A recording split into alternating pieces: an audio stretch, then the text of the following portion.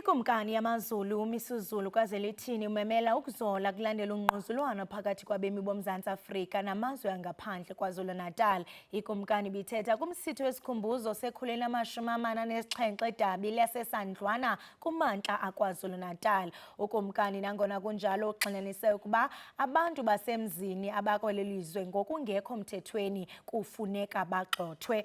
Kungokumbukeli ukuva banzi ngale ngqelikithe etyebileyo yembali sawuthi ke mbukeli sidlani indlebe naye uProf Malusi Xulu. Prof, masikubulise sikwamkele kwinkqubo ye-SABC Lihaye, sibambe ngazibini ngexesha lakho. Ndiyabulela nami emsasazi dadewethu uProfessor Musa Xulu. Enkosi kakhulu. Sibonge kakhulu Professor Musa Xulu. Unjingalwazi ngokunokwakhe. Njingalwazi uXulu, ikumkani yamaZulu uMisuzulu kaZwelithini umemela ukuba kuzole emva kwengxwabangxwabe esithe sayibona phakathi kwabemi balapha nabangaphandle kwiphondo lase-KZN. Oku kudala kuqhubeka apho sibona into yokubana singu-Afrika siyangquzulana. Ndicela wongeze kuloo mazwi mhlekazi. Msasazi, cha kube kuhle ukuthi isilo uMisuzulu kaZwelithini enze lesimemezelo asenze izolo. Inkinga esihlale sinawo njalo la especially kweqale KwaZulu-Natal mayelana nobudlelwano phakathi kwabase South Africa ikakhulukazi abamnyama bese kuba futhi nalabo bokufika. Kwaqala ngo-2008 kwaba nempi eyayinzima kakhulu lapha eThekwini nakoMpangeni nakwezinye indawo. Laba bakwaZulu bephethe induku belwa nalaba bokufika. Kwase-ke ngo-2008 kwabuye kwaphinda futhi ngo-2014 noba nesilo lesi sikhotheme uGoodwill Zwelithini kaBhekuzulu nawe wayekhuza njalo ukuthi akungenziwa lokhu ngoba uyokhumbula ngalesa sikhathi ngo-2008 kwakusenohlelo lwahamba phambili olwakuthiwa i-African Renaissance. Kuzanywa ukuthi kube nobudlelwano emazweni onke ase-Afrika. Kodwa-ke ikhalo lezi abanazo abase-South Africa ukuthi ama-resources lawa njengo-health, no-education, nobani bese kuthola ukuthi kuyagcwala ey'koleni, kuyagcwala ey'bhedlela nayo yonke indawo. Mhlawumbe ama-South Africans agcine engasanakekelwe kahle. Leso sikhalo sezwakala, kodwa inkinga ukuthi kunemithetho eqhamuka e-United Nations, nemithetho yase-South Africa ne-Constitution eyenza ukuthi mhlampe uma uzodila nalabantu bokufika nekulandela yona Home Affairs ne-Inspectorate yakhe ne-SAPS okumsebenzi wabo ukubheka lelo daba. No Border Management Agency. Kodwa-ke isilo senze kahle ukuthi sikhuze, sikhulume lapha nesidlangalaleni eSandlwana ukuthi hayi akungenzeki lokho noma kungaqali kodwa akungabe kusaqhubeka ngoba ubudlelwano phakathi kwethu njengamaZulu nabantu base-Afrika kunenye inkinga. Uyabona lapha eZimbabwe naseMalawi naseZambia naseTanzania naseMozambique kunamaZulu amaningi izingqabo zabo ama-roots abo ala kwaZulu babalekela ushaka ngama-1800s. Uma welapha eZimbabwe bizwa ngamaNdebele baningi eZambia njengoba sengishilo, baningi eMalawi, baningi eMozambique, koMalawi bizwa ngamaNguni nakoZambia, naseTanzania baningi kakhulu especially kwi-southern part yaseTanzania. Into lefuna uhlalelwa phansi ukuthi mhlampe njengama-Afrika singebuyeni sibuyisane bese kulandelwa nemithetho-ke nabo bokufika phela babe nazo iy'mvume zokuba lapha. Kungcono ba i-Border Management Agency isisukume kakhulu manje kunakuqala. Lokhu kuyolungiswa izinhlelo zikahulumeni kwabangenazo impepha. Kodwa kwaba namaphepha nalabo abasuke beze lapha balekela udlame nokubulawa emazweni abo. Unfortunately ngokwe-United Nations ayikho into ongayenza akwazi baphindisele imvume bayofala emazweni abo. Kodwa nohulumeni ufuna ukuthi akhulume phela angathuli nje abachazele abantu ukuthi inkinga ikuphi nokuthi isixazululo siyini. Utsho kamnandi njingalwazi usisho into yokubana uzawufumanisa into yokubana xa utyelela amanye amazwe alapha eAfrika uzawufumana isizwe sakwaZulu. Kodwa izinto esizibonayo zikhwanqisa inhloko kakhulu apho ufumanisa into yokubana kude kube khona impalalo-gazi sibulalane sisodwa singama-Afrika. Fumanisa into yokubana kule mpalalo-gazi ubulala umntakwenu. Ingapha mhlawumbe zizawuthini iziphumo zaloo nto, kuba kaloku asazi into yokubana phambili silindwe yintoni. Into yoba ngaba sibulalene sodwa kuchitha igazi phambi kwethu, loo nto isibeka phi singumzi ka-Afrika uphela? Leyo nto isibeka ekutheni vese ikhona into yongayithathi serious impilo yomuntu wase-Afrika. Uyokhumbula nje yabo njengoba kuyi-weekend nje uzothi ubheka i-TV la uthole ukuthi abawu-11 abamnyama babulewe eCape Town ebusuku eTavern. Uthole ukuthi isibalo esingaka babulewe eMpumalanga eTavern noma kuphi badutshuliwe nje kufike ngokwenanto abadubuliwe ngakhulumanga nalutho. Impilo yethu thina njengama-Afrika asiyithathi serious. Bese kuthi-ke lokhu kungathathi impilo yethu serious kwenze ukuthi sinqaphelane, singathandani as ama-Afrika. Ngeke uze nje kuthiwa kudutshulwe laba mhlawumbe abelungu abawu-20 noma abawu-5 beyiphuzela ebar. Ukuqondana njalo nathi ukuthi asithandani thina njengama-Afrika indaba endeke, ngoba uyawubona ukuthi ngibona nje uhulumeni mekuchaza kwesinye isikhathi ukuthi ngesikhathi sasemnyama kakhulu ngaphansi kobandlululo abaningi bomzabalazo babaleka bayobhaca kuwo lamazwe ase-Afrika. Amazwe anjengoZambia ayikhipha imali eningi kakhulu ukusapota umzabalazo wenkululeko yase-South Africa ezikhwameni zawo kuze kuholele ngisho nalabo ababesebenza emahhovisi athize. Amazwe anjengoMozambique acontributa kakhulu ekubabhaciseni nokukhipha amasosha akhona ukuthi akwazi ukuthi asize laba bomkhonto wesizwe le mkhonto wesizwe lokwa-1961 mabelwa izimpi lapha bezama ukuliberate ukukhulula izwe lethu. neZimbabwe kwabanjalo. Amazwe amanye azabhombo iLesotho ayihlale njalo amabhunu ayihlasela ayishaya ngamabhombo kufe abantu abaningi, naye eMozambique kwabanjalo, naseZimbabwe babebazama, naseZambia bahambe phezulu bafike khona ngoba bethi nibabhaciseleni labo bamnyama abalwela umzabalazo wase-South Africa. Ukube lwaqhubeka uhlelo lwe-African Renaissance lolu uPresident uThabo Mbeki eluzama elwenza ngesikhathi eseyi-president, mhlawumbe ngabe sinakho njengamanje sekuzokwafika understandana nokuqondana ukuthi thina abantu abamnyama siwumuntu oyedwa nathi nje la eSouth Africa, noma kuthiwa sizabalapha kodwa umlando uthi eminyakeni ngo-600 700 800 ago sasuka le eGreat Lakes eCentral Africa sehla seza ngapha, mhlawumbe ngathi close to 2000 years mase ngibala manje siyabakhona. Seneyibongo nje ko-Rwanda, ko-Uganda namagama abantu lelithi musa nje ligcwele yonke i-Afrika ngenxa yokuthi siyabantu ababodwa. Mhlawumbe kufuneka ukuthi ngaphambi kokuthi sihlasele ke sifundisane ukuthi asihlukile kulaba bantu, siyabandawonye, baney'nkinga emezweni abo engisola sekathi ngelinye ilanga neSouth Africa yogcina inenkinga ngoba balekiswa umnotho ongekho. Awutholi nje kunezwe nje o-Central African Republic la itiyela lingekho nje nhlobo, amanzi awekho eMozambique nakuphi. Babalekiswa ukuthi amathuba engqesho okuqashwa awekho kulamazwe abo. Babalekiswa ukuthi amazwe abo abuswa ondlovu kayiphikiswa. Singeke sithi lokho ngeke kwenzeke eSouth Africa ngelinye ilanga. Bengizothi mina esikhulumeni sokuthi sikhulume ngokuthi sibaxoshe silwe nabo sibashaye, mhlawumbe ke kuhlalwe phansi kuxoxiswana. Ngeke ngibona abanye sebesina ngisho nengoma yesiZulu manje bazama ukwenza lento yamabhinqa ase-South Africa ngoba basho ukuthi nathi sifana nani nje. Bengeke mina ngigqugquzele ukuthi akuhanjwe kuze kufike ekutheni kuliwe physically, kodwa ngisethulela isigqoko isilo samaZulu ukuthi lento umsimemezelo senziwa uyise naso asenze manje ngoba kuyabonakala ukuthi kufuneka ukuthi kulokuphindaphinda njani bekhunjuza ukuthi hayi bukahleni ngodlame ehlale phansi ibambe umthetho. ayihlale phansi bamba umthetho. Njengalwazi xa sawuthi sihlale phansi ndiqinisekile into yokubana kuyobaluleka into yokuba sizibuze imibuzo yokuba konakele phi na, kukhale nyonini na. Kuba umzi kaAfrika xa sijonga entlandlolo wayebumbene njengoko usinikeza imbali etyabileyo ngendlela esanqoba ngayo iimpi ezahlukileyo namazwe asentshona.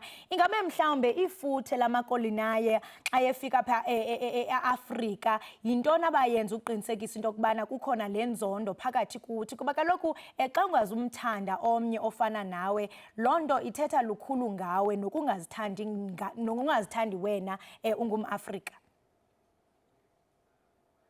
Well, amakoloni into yokuqala bayenza bavese bakha imingcele, bakha amazwe ngo-1884, amazwe ayengekho. Kwaqhamuka oRhodesia, kwaqhamuka oMozambique, kwaqhamuka Southwest Africa, Bechuanaland, Basotholand, edwetshwa le eEurope. Yeah. Tshentla kunjalo njoku ndingatsho into yokubana abemi boMzantsi Afrika babuthelene ndawonye phaa kwiphondo laseMpuma Koloni. Siyaqonda into yokubana kwavotwa ngo-1994 kutshiwo into yokubana umntu ontsundu uzawufumana inkululeko. Sinosopolitiki abaninzi namaqela emininzi ezopolitiko. Xa sijonga imbali yesandlwana nangendlela okhokho abayiqhuba ngayo lena into, kungekho futhe lingako lezopolitiko, abantu mhlambe ngiqinisekile into yokubana babelandela iindlela zabo ezazibaphilisa. Yintoni mhlambe esinothi siyifunde nangendlela ekumele into yokubana kweli xesha siphila kuyo senza ngayo? Umzabalazo wenkululeko dadewethu waqala kanje. Waqala ngokuthi uholwe amakhosi. Eastern Cape kwakuthiwa ama-wars of resistance. Athatha iminyaka e-100 kuliwa almost every year aze aphela early ngama-1800s.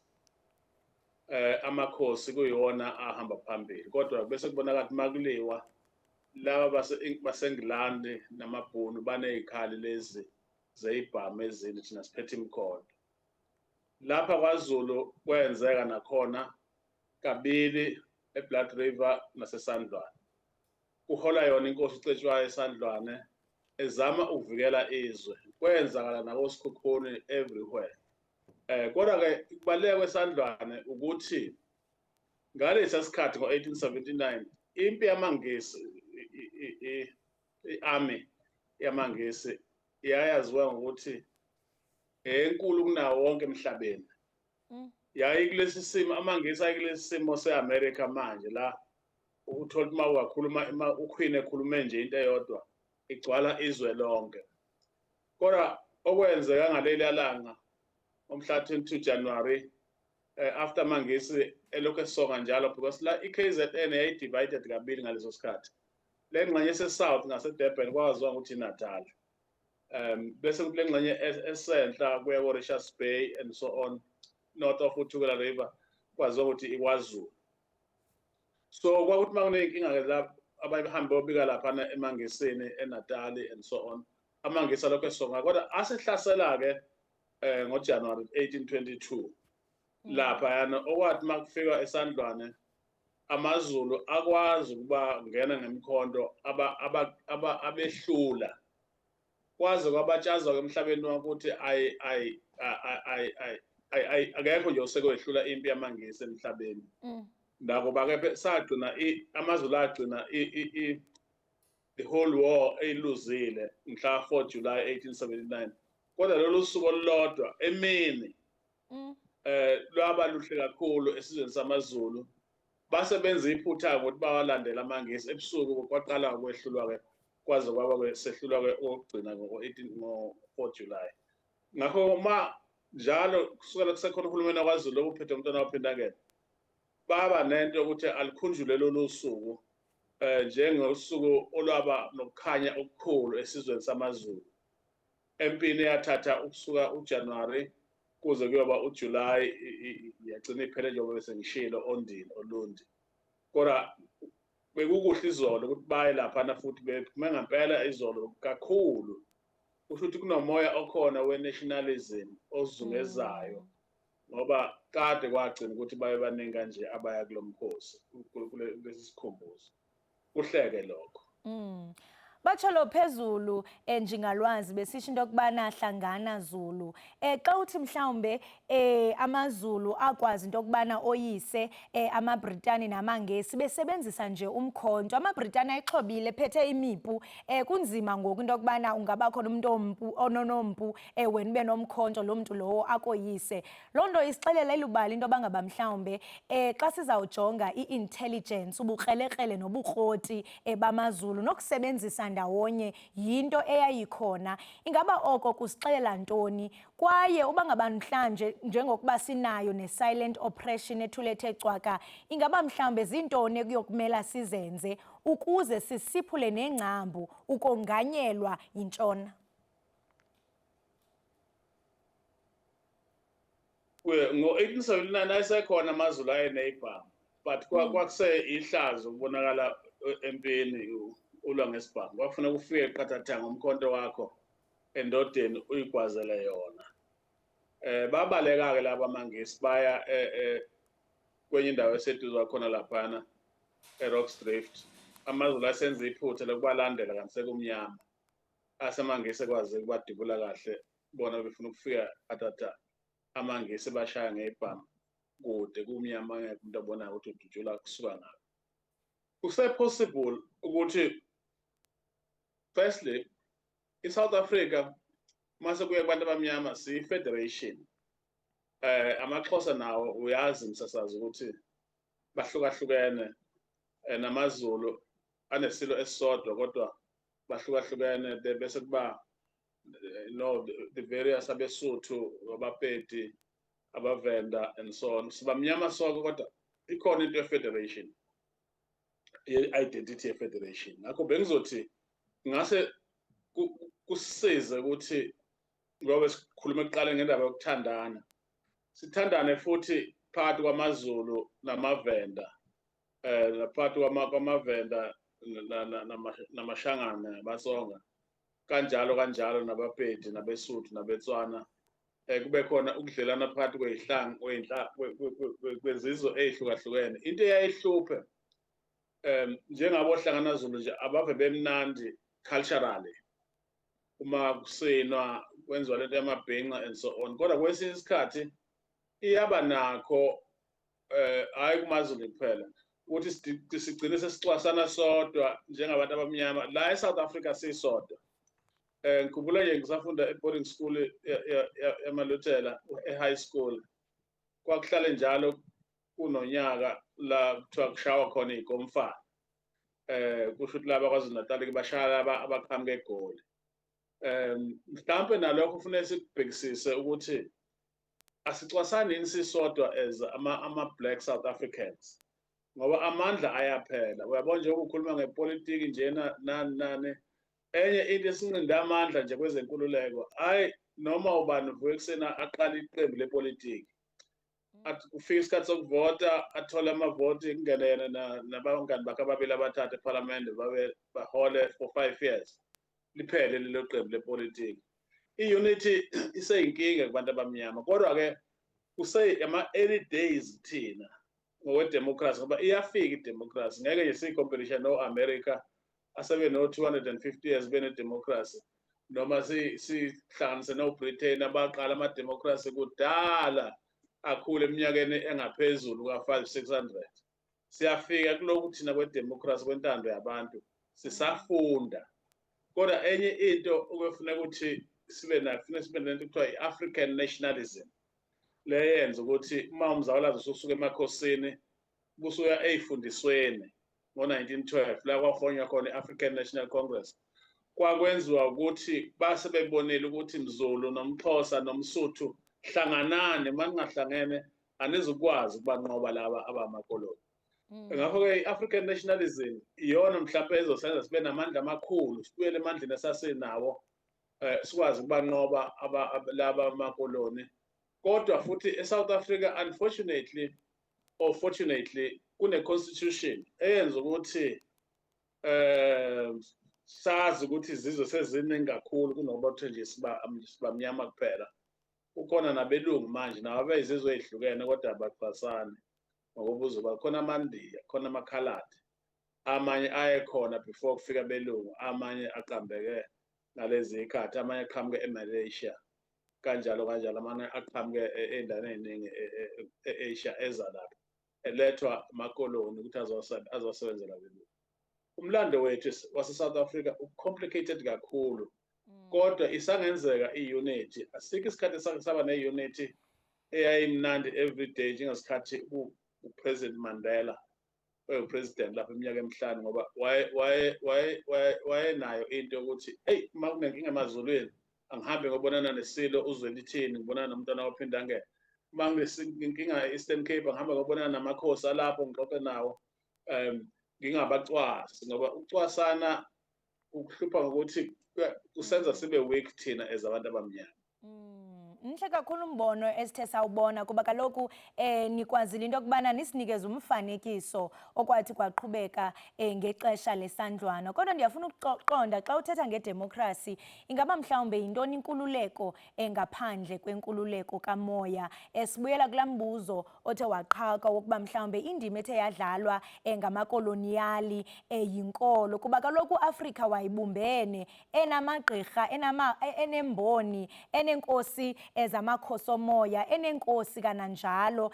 Sisazi into yokubana mhlawumbe ukuze sifumane ilizwi silifumana phi ngoku siholwa ngoosopolitiki ngurhulumente. Siyazibuza into yokubana ilizwi lemveli lizawuqhamuka phi na. Sibuyela njani ke ngoku Prof njengoko sigxinanisile ekuzazini ekuthandaneni njengama-Afrika kodwa la mandla siwabuyisa njani? Well, umbuzo omuhle lowo. Ubukoloniyali bafika base ngo-1652 kwase kuthi early ngama-1700s kwaqala kwangena inkolo entsha le yobuKristu yaqala khona eCape eWestern Cape. Yeza kwathola ukuthi yayinemali eningi yayiqhamuke e-Europe yaxhaseka kakhulu. Bakhe iy'kole bakhe iy'bhedlela bakhe izindlu zamasonto kwaphenduka abantu abaningi bakhetha uKristu. Kwaba ney'ndawo kwakuthiwa ama-mission stations. Kwahamba kwabonakala ukuthi kuzongena i-industrialization ngesikhathi kuvulwa iy'mayini ngo-1860 ukuqala eKimberley bese kuba seGoli. Iy'mayini-ke zenza ukuthi abantu bahambe ey'ndaweni ebebehlezi kuzona zamakhosi bayofuna amanye amathuba okuhola imali abanye befuna ukusebenzisa imali ukuthenga izinkomo kodwa bengasahlali full time emakhosini. Now u-African spirituality inkolo leyo esukela kuMvelinqangi ukuthi sadaleka kanjani sindawonye sisonke. Mase kungena inkolo yobuKristu uyinkolo enamandla amakhulu yenza ukuthi abaningi bese behudula inyawo kule nkolo yesintu base bejikela ngapha bagcina sebekuthiwa dadewethu i-modernization. Hawu kwakhiwa oSoweto kwakhiwa amalokishi kwakhiwa zaphela indawo zama-missionaries zaphela indawo zamakhosi. From 1912 from the 1890s abantu abamnyama laba bafundile base beqala ukwakha ama-congresses ocongress babo bethi Cape Congress, i-Natal Congress, ibani sebengena kwipolitiki lesimanje manje ababeyifunde ey'koleni zama-missionaries bangena kuyona njengoba ngize ngasho ukuthi ngo-1912 baze bakwazi ukuthi benabefundisi bakhe i-African National Congress. Manje into ekhona ukuthi mase kuza ku-1994 laba abebephethe so from 1652 mabephuma bashiya ifundiswa izona ey'phethe nje manje umbuso. So kwase kuphenduka-ke ngoba amakhosi ayengaphansi ngamandla kunohulumeni we-apartheid noma i-colonialism. So kwase kuphendula njengamanje ama-politicians iwona anamandla wonke. That's why abantu bonke befuna kwenza kuba nama-political parties. Udemocracy ngeke sikwazi ukungabi nayo ama-political parties, unfortunately. Kodwa mhlampe into esasele noma lo bakwazi ukuthi laba uhulumeni bafake izindlu zamakhosi kuma-provinces nakwa-national, nokuthi amakhosi amaningi ayahola vese kuhulumeni. Usho ukuthi South Africa iyenye yamazwe e-Afrika ayiwahlonipha kakhulu amakhosi. ETanzania nje bavese babuqeda nje ubukhosi, finish, uma bethola inkululeko bathi hayi isikhathi senu amakhosi siphelile manje. Nakwamanye amazwe athize ko-Rwanda nakuphi. Ngakho-ke sifune sikubonga ukuthi nabo ama-politicians abenze ngendlela zabo, kodwa i-institution yobukhosi isagcinekile la eSouth Africa, ikhona nakwi-constitution. Manje once wathatha le politiki ye-democracy njengawa-America and so on, sekuye kube nje ama-partnerships. Yazi amakhosi ase-America akhona manje maningi, futhi kona a-rich ngoba athathwa siwe ey'ndaweni, kanti kulezi iy'ndawo abekwa kuzona ezama-homeland ase-America kuney'mbiwa phansi, igolide nakonke lokho. Kodwa uhulumeni wakhona wasethi no, asizukuyithatha imbiwa zenu, qhubekani nidayise and so on. So ubukhosi obuningi base-America noma ungabuboni ku-TV, amakhosi anemali eningi kabi, akwazi ukuba kwakha ngisho nama-universities awo, akhele izizwe zawo. Ngoba uma ubukhosi bungenawo ama-resources, bungakwazi ukuthi busize izizwe ngokuqasha, ukufunda, ukuthuthuka, ngeke bukwazi ukuphuma buxeduke kuhulumeni wedemocracy. Kuzoba nzima kakhulu. Bosuke abantu bethi ubukhosi ayi thina sifuna ukufunda, thina sesifuna nabo sibantu banezindlu ey'nkulu manje laphana emadolobheni bathi ngise Soweto ngabona i-double story yomuntu omnyama, lapha inkosi izongisiza ngani ukuthi ngibe ne-double story. So ilokho kukhona ukuthi ubukhosi, democracy, ezomnotho uhamba ndawonye kulezi nsuku. Ndiyakuva Prof, into abangaba uyatshubana xa sijonga ubukhosi balapha eMzantsi Afrika bubonakala buhlonitshwa ngurhulumente, kunjalo nje bayayifumana nenkxasomali kurhulumente. Xa ufumana inkxasomali Prof, mhlawumbe awunothi wenze loo nto ifunwa nguloo mntu lowo, kuba kaloku ikhona into akufumbathisa yona, into ethi ke ungafika ebantwini bakho ugqwethe into efunwa ngurhulumente. Ndithetha nje kaloku uninzi lwabantu abamnyama apha eMzantsi Afrika asinamhlaba, asinamfuyo, ezoqoqosho, xa kuthethwa ngezoqoqosho oluqhokrekayo siyancangcazela kuba imali le asinayo, into ethi ke asinamandla. Njengoba usisho into yokubana inkolo yafika inemali, le singenayo yokuthi mhlawumbe sakhe umkhosi wethu sisodwa. Well, ngeke kusenzeka kalula ngoba enye into ehluphayo dadewethu, abantu abamnyama impela umhlaba banawo, kodwa ubuyile umhlaba omningi, uhulumeni ubuyisile umhlaba omningi wawuthatha amabhunu. Namanje kuseney'celo ey'ningi ey'saprocesswayo bangizwa ngalaba bako-land reform. Inkinga ukuthi uma usufikile umhlaba, isikhathi esiningi thina abantu abamnyama sifuna nje ukwakha imizi. Hhayi lokhu kuthiwa i-productivity. Mhlawumbe ngafuneka ukuthi-ke siyixoxe leyo ukuthi kube nama-conditions ukuthi umhlaba uma ubuya bese laba abawutholayo baqeqeshelwe ezolimo, bakwazi ukuthi babhenefithe kuwo umhlaba, ngoba uma bengakwenzi lokho bagcina futhi bewushiya wona umhlaba bahambe beye eGoli bofuna umsebenzi. Ngenxa yokuthi amakhono la ayekhona kuqala, njengoba bewutsho ngaphambi kobukoloni, abantu abamnyama beyilimela amasimu abo, bedla ukudla around the year kungenankinga, kodwa kwafika amakoloni akha lento yokudiphenda uhulumeni. Kwase kungena nalento-ke yokuthi sekufuneka ukuthi uhole, kufuneka kube nomuntu okuholelayo. Yebo, amakhosi sekubuye kukhalwe ngawo amanye ngoba phela njengoba usho dadewethu, inkinga ekhona uma umuntu ekuholela, uyena futhi abuye athatha isiginci, ashaya isiginci, bese yona kufuneka udansele leso siginci ngoba nawe uney'ngane phela, kufuneka zidle zihambe zey'koleni nani. nalapho kusuke kutholakala khona ama-minerals ey'ndaweni zamakhosi la e-South Africa, la ma-minerals akahulumeni.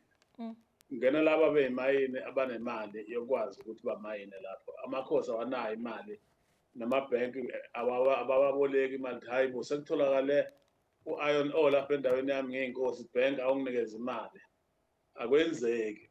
Ngakho-ke mina ngibona sengathi ubukhosi buzohamba nje lokhu bu-parallel ne-democracy ne-economic development, kodwa amandla la ayekhona kuqala ama-kingdoms angawabona ebuya.